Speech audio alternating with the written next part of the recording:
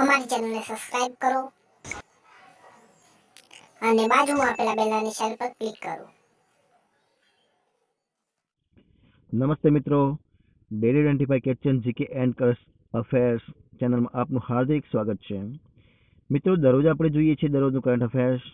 તો મિત્રો, આજે એક નવો ટોપિક જોઈ લઈએ કે જે ગુજરાતની અંદર 27 જાન્યુઆરી 2019ના રોજ શિક્ષકની ભરતી એટલે કે ટાટની એક્ઝામ આવી રહી છે અને એની અંદર જે 200 માર્ક્સનું પેપર હોય છે તો એમાંથી જે પેપર 1 હોય છે તો પેપર 1ની અંદર જે મનોવિજ્ઞાન એટલે કે જે સાયકોલોજીના 40 માર્કનું જે સાયકોલોજી આવે છે એમાંથી એનું આપણે થોડાક પ્રશ્નો જોઈ લઈએ કે જે ખાસ મહત્વના હોય છે અને જે આપણે એ પેપરની અંદર 40માંથી જે આપણે હોય છે તો એમાં આપણે ખાસ મદદ થાય એવા જે પૂછાય એવા પ્રશ્નો જોઈ લઈએ.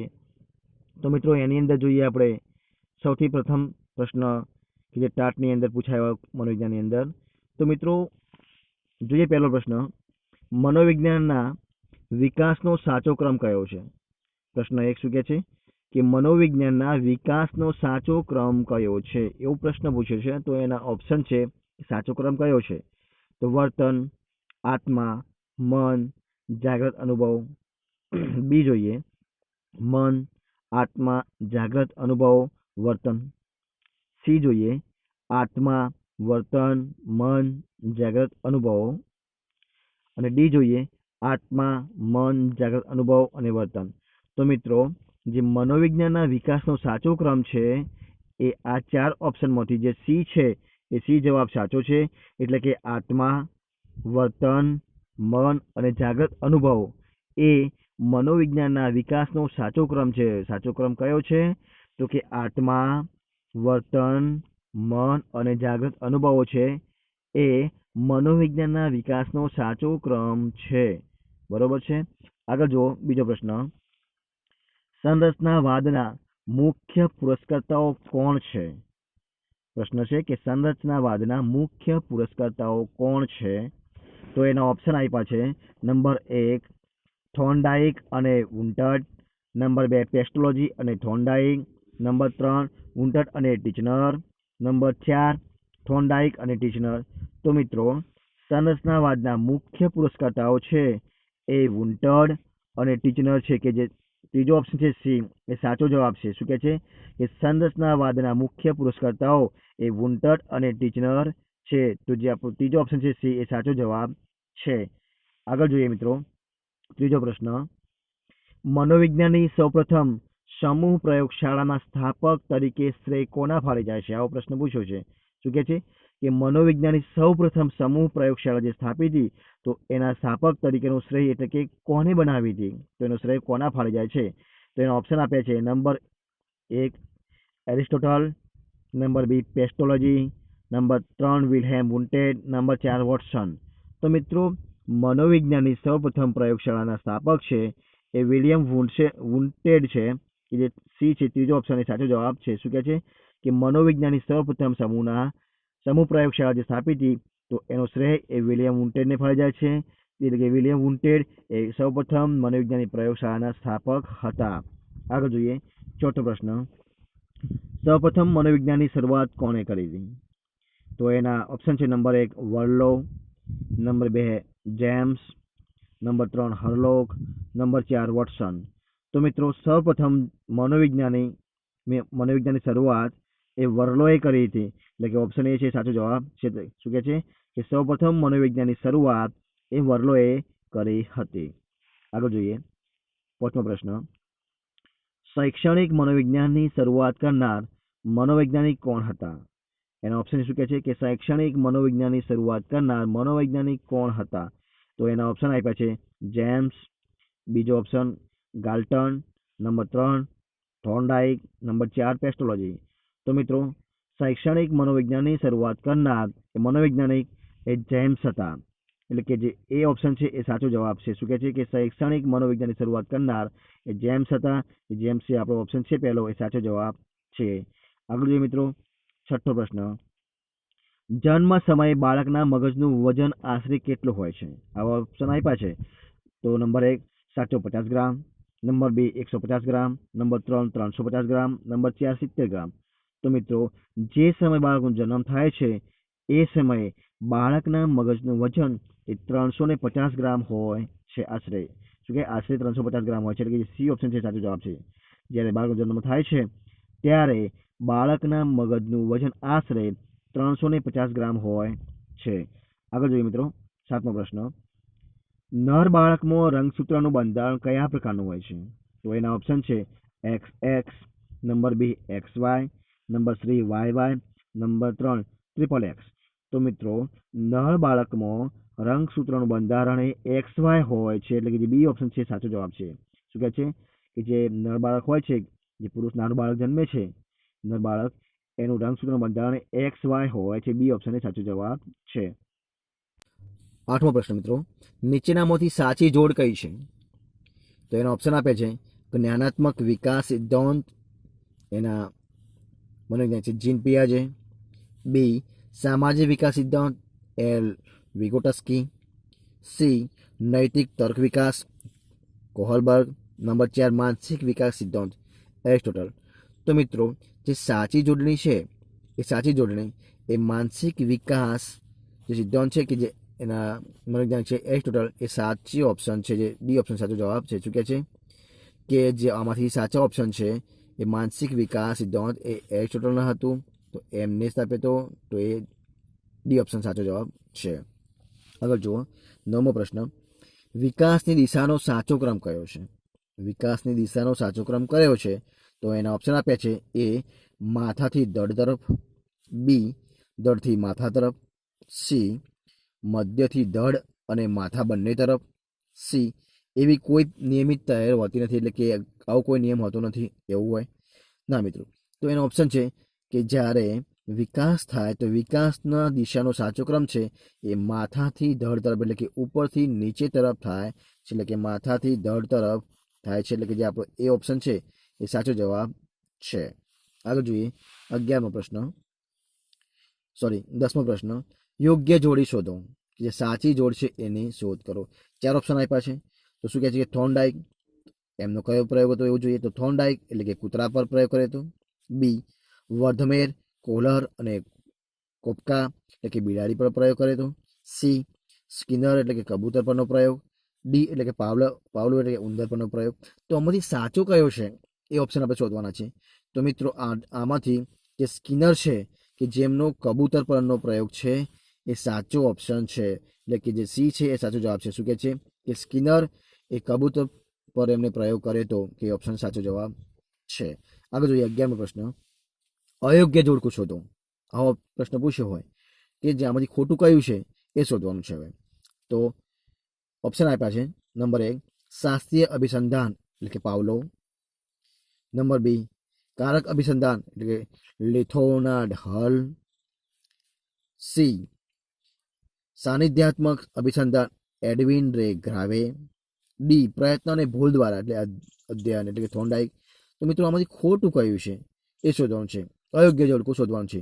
તો મિત્રો કારક અભિસંધાન જે છે એ ખોટું છે, કે લિયોનાર્ડ હલ આપ્યું છે એ ઓપ્શન એ ખોટું જોડકું છે, એટલે જે બી ઓપ્શન છે એ ખોટું ઓપ્શન છે, એટલે કે એ આપણો સાચો જવાબ થાય છે. કે અયોગ્ય જોડકું શોધો તો કારક અભિસંધાન લિયોનાર્ડ હલ એ ખોટું ઓપ્શન આવે છે, એટલે કે જોડકું ખોટું છે, તો એ આપણો જવાબ સાચો છે. બી ઓપ્શન કારક અભિસંધાન સાચું છે. આગળ જોઈએ 12મો પ્રશ્ન. જ્ઞાનાર્જનની પ્રક્રિયાના સોપાનોનો સાચો ક્રમ કયો છે? એવો પ્રશ્ન પૂછ્યો હોય તો એના ઓપ્શન છે. નંબર 1 આકૃતિ, અર્થઘટન, પ્રત્યક્ષીકરણ, સંવેદન. બી સંવેદન, અર્થઘટન, પ્રત્યક્ષીકરણ કે આકૃતિ. સી આકૃતિ, પ્રત્યક્ષીકરણ, સંવેદન, અર્થઘટન. ડી સંવેદન, પ્રત્યક્ષીકરણ, અર્થઘટન કે આકૃતિ. મિત્રો જે જ્ઞાનાર્જનની પ્રક્રિયા છે તો એના સોપાનમાં પ્રથમ કોણ આવે છે, એના પછી કયું સોપાન આવે છે, જે સોપાનો આપ્યા છે એનો આપણે સાચો ક્રમ શોધવાનો છે. તો સૌપ્રથમ મિત્રો એ સંવેદન આવે છે, એના પછી પ્રત્યક્ષીકરણ થાય, એના પછી એનું અર્થઘટન થાય અને છેલ્લે એની આકૃતિ બને છે. એવું થાય. એટલે જ્ઞાનાર્જનની પ્રક્રિયામાં જે સાચો ઓપ્શન છે ડી છે, કે સૌપ્રથમ સંવેદન, પ્રત્યક્ષીકરણ, અર્થઘટન અને આકૃતિ, એ તેનો ક્રમ સાચો છે, એટલે કે આપણો ડી ઓપ્શન છે સાચો જવાબ છે. આગળ જોઈએ મિત્રો 13મો પ્રશ્ન. સુલતાન નામના વાનર પર પ્રયોગ કરનાર વૈજ્ઞાનિક કોણ હતા? એ ઓપ્શન આપ્યા છે. Number 1 Pavlov, number 2 Thorndike, number C Skinner, number 4 Kohler. તો મિત્રો સુલતાન નામનું જે એક વાંદર હતું અને એના પર સૌપ્રથમ જેને પ્રયોગ કર્યો હોય એવા મનોવૈજ્ઞાનિક હતા એ કોહલર, કે જે ડી ઓપ્શન સાચો જવાબ છે. શું કહે છે કે કોહલરે સૌપ્રથમ સુલતાન નામના વાનર પર મનોવૈજ્ઞાનિક તરીકે એટલે કે વૈજ્ઞાનિક એમણે પ્રયોગ કર્યો હતો. તો એવા વૈજ્ઞાનિક છે કોહલર કે જેમણે સુલતાન નામના વાનર પર પ્રયોગ કર્યો હતો. આગળ જોઈએ મિત્રો. ચૌદમો પ્રશ્ન. રોબર્ટ એમ ગેને અધ્યયનના કેટલા પ્રકાર પાડ્યા છે? તો એના ઓપ્શન છે. નંબર 1 4, બી 6, સી 8, ડી 10. તો રોબર્ટ એમ ગેને અધ્યયન કેટલા પ્રકારનું થાય છે એવા એને પ્રકાર પાડ્યા છે કે અધ્યયનના 8 પ્રકાર છે એવું એ રોબર્ટ એમ ગેને કહ્યું છે. એટલે કે સી ઓપ્શન સાચો જવાબ છે. તો શું કહે છે કે રોબર્ટ એમ ગેને અધ્યયનના 8 પ્રકાર પાડ્યા છે. એટલે કે આપણો સી ઓપ્શન સાચો જવાબ છે. 15મો પ્રશ્ન. નીચે આપેલા ઘટકોમાંથી તત્પરતાનો કયો ઘટક નથી? આવો પ્રશ્ન પૂછ્યો હોય તો એના ઓપ્શન આપ્યા છે કે પ્રતિચાર સામ્ય, બી પ્રેરણા, સી સજ્જતા, ડી ધ્યાન અધ્યયનની ઈચ્છા. તો મિત્રો જે ઘટકો છે તો તત્પરતાનો ઘટક કયો નથી? તો જે એ ઓપ્શન છે આપણો એ સાચો જવાબ છે કે પ્રતિચાર સામ્ય છે એ ઘટક જે છે તો ઘટકનો જે તત્પરતાનો ઘટક છે એ નથી. બાકીના સજ્જતા, પ્રેરણા, ધ્યાન અધ્યયન ઈચ્છા છે. તો પ્રતિચાર સામ્ય એ આપણો સાચો જવાબ બને છે. આગળ જોઈએ. 16મો પ્રશ્ન. નીચેનામાંથી કોણ ઉત્તેજક પ્રતિચાર વિચારધારા સાથે સંકળાયેલા નથી? તો એના ઓપ્શન આપે છે. નંબર 1 સ્કિનર, બી ગ્રંથી, નંબર સી ટોલમેન, નંબર 4 થોર્નડાઇક. તો મિત્રો ઉત્તેજક પ્રતિચારના વિચારધારા સાથે નથી સંકળાયેલા એવા જે છે તો એ ટોલમેન એ સંકળાયેલા નથી. સી ઓપ્શન સાચો જવાબ છે. સ્કિનર, ગ્રંથી, થોર્નડાઇક જે છે એ ઉત્તેજક અને પ્રતિચાર જે વિચારધારા છે એની સાથે સંકળાયેલા છે. કોણ કોણ સંકળાયેલા છે? સ્કિનર, થોર્નડાઇક અને ગ્રંથી એ સંકળાયેલા છે. તે ટોલમેન એ સંકળાયેલા નથી. તો એનો આપણો પ્રશ્ન છે કે ઉત્તેજક પ્રતિચાર વિચારધારા સાથે કોણ સંકળાયેલા નથી? તો ટોલમેન એ સંકળાયેલા નથી. એટલે કે સી ઓપ્શન સાચો જવાબ છે. આગળ જોઈએ મિત્રો. 17મો પ્રશ્ન. નીચેનામાંથી બોધાત્મક વિચારધારા સાથે સંકળાયેલા હિમાયતી કોણ છે? શું છે પ્રશ્ન? કે નીચેનામાંથી બોધાત્મક વિચારધારા સાથે સંકળાયેલા હિમાયતી કોણ છે જે સંકળાયેલ છે? તો એના ઓપ્શન છે. Number 1 gestalt, number 2 Skinner, number 3 હલ, ડી થોર્નડાઇક. તો મિત્રો એ બોધાત્મક વિચારધારા સાથે સંકળાયેલા હોય એવા મનોવૈજ્ઞાનિક છે ગેસ્ટાલ્ટ, કે આપણો એ ઓપ્શન છે સાચો જવાબ છે. શું કહે છે કે બોધાત્મક વિચારધારા સાથે સંકળાયેલા હોય એવા હિમાયતી છે ગેસ્ટાલ્ટ એ બોધાત્મક વિચારધારા સાથે સંકળાયેલા છે. એટલે કે એ ઓપ્શન એ સાચો છે, ગેસ્ટાલ્ટ. આગળ જોઈએ મિત્રો. 18મો પ્રશ્ન. જ્યારે અધ્યતા જે વિષય વસ્તુ જાણતો હોય, શું કહે છે કે જ્યારે અધ્યતા જે વિષય વસ્તુ જાણતો હોય પરંતુ તેની સાથે સંબંધિત ન હોય ત્યારે કયા પ્રકારનું અધ્યયન થયું કહેવાય? આવો પ્રશ્ન પૂછ્યો. શું કહે છે કે અધ્યતા હોય એને વિષય જાણતો હોય વિષય વસ્તુ પરંતુ એની સાથે એ સંબંધિત ન હોય ત્યારે કયા પ્રકારનું અધ્યયન થયું કહેવાય? તો એના ઓપ્શન આપ્યા છે.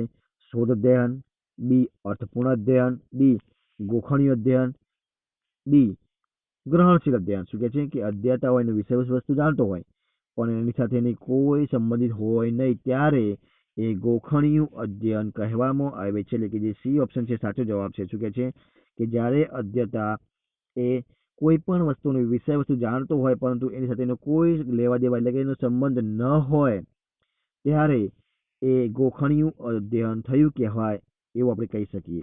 એટલે કે સી ઓપ્શન છે સાચો જવાબ છે. આગળ જોઈએ. 19મો પ્રશ્ન. મનોવિશ્લેષણવાદી તરીકે કોણ જાણીતા છે? તો એના ઓપ્શન આપ્યા છે. Albert બાંદુસ, B Edward Lee Thorndike, C Ivan Petrovich Pavlov, D Sigmund Freud. તો મનોવિશ્લેષણવાદી એવા છે સિગમન્ડ ફ્રોઇડ. એ કે ડી ઓપ્શન સાચો જવાબ છે. શું કહે છે કે મનોવિશ્લેષણવાદી તરીકે જાણીતા હોય એવા મનોવૈજ્ઞાનિક છે સિગમન્ડ ફ્રોઇડ એ મનોવિશ્લેષણવાદી તરીકે જાણીતા છે. એટલે કે સિગમન્ડ ફ્રોઇડ એ આપણો સાચો જવાબ આવે, ડી. આગળ જોઈએ મિત્રો. 20મો પ્રશ્ન. વાસ્તવિક પરિસ્થિતિમાં વ્યક્તિ પોતાની ઈચ્છાઓ કે વૃત્તિઓ સંતોષી શકતી નથી તેવા સંજોગોમાં તે બીજાઓ દ્વારા પોતાની ઈચ્છાઓ સંતોષવાનો પ્રયત્ન કરે છે. અમુક કયા પ્રકારની બચાવ પ્રવૃત્તિ કામ કરે છે? શું કહે છે કે વાસ્તવિક પરિસ્થિતિમાં વ્યક્તિ પોતાની ઈચ્છાઓ કે વૃત્તિઓ સંતોષી શકતી નથી તેવા સંજોગોમાં તે બીજાઓ દ્વારા પોતાની ઈચ્છાઓ સંતોષવાનો પ્રયત્ન કરે છે. અમુક કયા પ્રકારની બચાવ પ્રવૃત્તિ કહેવાય? પોતાના દ્વારા નહીં, બીજા દ્વારા વાત કરવામાં આવે છે. તો એને ઓપ્શન આપે છે: સ્થાનાંતર કરી કહેવાય, તાદાત્મ્ય કરી કહેવાય, પ્રક્ષેપણ કરી કહેવાય કે ક્ષતિપૂર્તિ કહેવાય. તો મિત્રો, જ્યારે વાસ્તવિક પરિસ્થિતિમાં વ્યક્તિ પોતાની ઈચ્છાઓ કે વૃત્તિઓ સંતોષી શકતી ન હોય અને એવા સંજોગોમાં એ બીજાઓ દ્વારા પોતાની ઈચ્છાઓ સંતોષવાનો પ્રયત્ન કરતી હોય કે એ સમયે તાદાત્મ્ય થયું કહેવાય. એટલે કે બી ઓપ્શન છે એનો સાચો જવાબ છે. તો મિત્રો, જે બી છે એ સાચો જવાબ છે. શું કહેવાય? તાદાત્મ્ય થયું કહેવાય. તો મિત્રો, તમને મારો વિડીયો ગમ્યો હોય તો એને લાઈક કરો, શેર કરો અને કોમેન્ટ કરો. અને શેર કેવી રીતે કરો કે તમારા જે ફેસબુક અને વોટ્સએપનું માધ્યમ છે એના દ્વારા એને શેર કરો. કારણ કે હમણાં જ થોડા સમયમાં એ 27 જાન્યુઆરીના રોજ એ ટાટ એટલે કે જે શિક્ષકની એક્ઝામ છે માટેની છે, તો એની અંદર જે એક્ઝામ આવી રહી છે તો એની અંદર તમારા દરેક મિત્રોને હેલ્પ થઈ શકે અને મનોવિજ્ઞાનની અંદર એટલું મદદરૂપ થઈ શકે તો એમને મારો વિડીયોને શેર કરો. તો થેન્ક યુ મિત્રો.